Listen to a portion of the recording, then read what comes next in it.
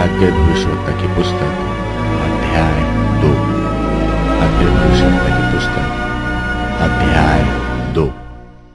फिर 7वें महीने के 21वें दिन को यहोवा का यह वचन हग्गै भविष्यवक्ता के पास पहुंचा कि शालतियेल के पुत्र यहूदा के अधिपति जरुब्बाबेल और यहोसादाक के पुत्र यहोशू महायाजक और सब बचे हुए लोगों से यह बात कहा कि तुम में से कौन रह गया जिसने इस भवन की पहली महिमा देखी है?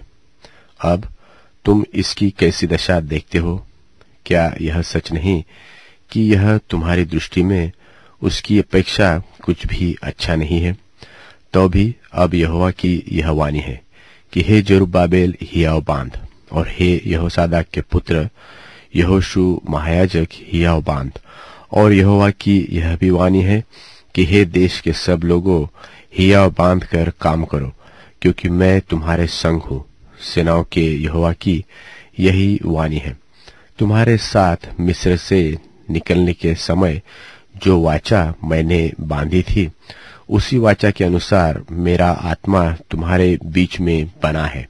इसलिए तुम मत डरो, क्योंकि सेनाओं का यहोवा यो कहता है कि अब थोड़ी ही देर बाकी है कि मैं आकाश, पृथ्वी और समुद्र और स्थल सबको कंपित करूंगा, और मैं सारी जातियों को कपकपाऊंगा, और सारी जातियों की मन भावनी वस्तुएं आएगी, और मैं इस भवन को अपनी महिमा के तेज से भर दूंगा।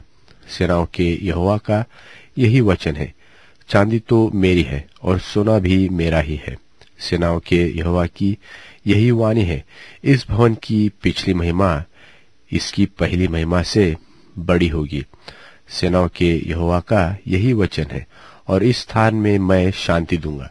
सेनाओं के यहोवा की यही वाणी है। दारा के दूसरे वर्ष के 9वें महीने के 24वें दिन को यहोवा का यह वचन हग्गै भविष्यवक्ता के पास पहुंचा कि सेनाओं का यहोवा यो कहता है कि याजकों से इस बात की व्यवस्था पूछ कि यदि कोई अपने वस्त्र के आंचल में पवित्र मांस बांधकर उसी आंचल से रोटी व पकाए हुए भोजन व दाखमधु व तेल व किसी प्रकार के भोजन को छुए, तो क्या वह भोजन पवित्र ठहरेगा? याजकों ने उत्तर दिया कि नहीं। फिर हग्गै ने पूछा कि यदि कोई जन मनुष्य की लोथ के कारण अशुद्ध होकर ऐसे किसी वस्तु को छुए, तो क्या वह अशुद्ध ठहरेगी? याजकों ने उत्तर दिया कि हाँ, अशुद्ध ठहरेगी। फिर हग्गै ने कहा, यहोवा की यही वाणी है कि मेरी दृष्टि में यह प्रजा और यह जाति वैसी ही है, और इनके सब काम भी वैसे ही है, और जो कुछ वे वहां चढ़ाते हैं वह भी अशुद्ध है। अब सोच विचार करो कि आज से पहले, अर्थात जब यहोवा के मंदिर में पत्थर पर पत्थर रखा ही नहीं गया था, दिनों में जब कोई अन्न के 20 नपुओं की आशा से आता तब 10 ही पाता था, और जब कोई दाखरस के कुंड के पास इस आशा से जाता कि 50 बर्तन भर निकाले, तब 20 ही निकलते थे।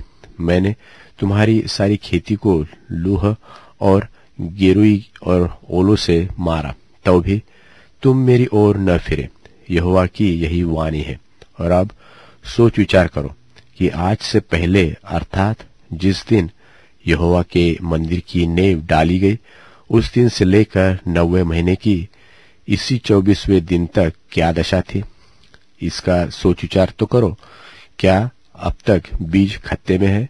अब तक तो दाखलता और अंजीर और अनार और जलपाई के वृक्ष नहीं फले, परंतु आज के दिन से मैं तुमको आशीष दूंगा। फिर उसी महीने के 24वें दिन को दूसरी बार यहोवा का यह वचन हग्गै के पास पहुंचा कि यहूदा के अधिपति जरुब्बाबेल से यो कह कि मैं आकाश और पृथ्वी दोनों को कपाऊंगा, और मैं उस राज्य की गद्दी को उलट दूंगा, और अन्य जातियों के राज्य का बल तोड़ूंगा, और रथों को चढ़वइयों समेत उलट दूंगा, और घोड़ों समेत सवार एक दूसरे की तलवार से गिरेंगे। सेनाओं के यहोवा की यह वाणी है कि उस दिन हे शालतियेल के पुत्र, मेरे दास जरुब्बाबेल, मैं तुझे लेकर अंगूठी के समान रखूंगा। और यहोवा की यही वाणी है, क्योंकि मैंने तुझी को चुन लिया है।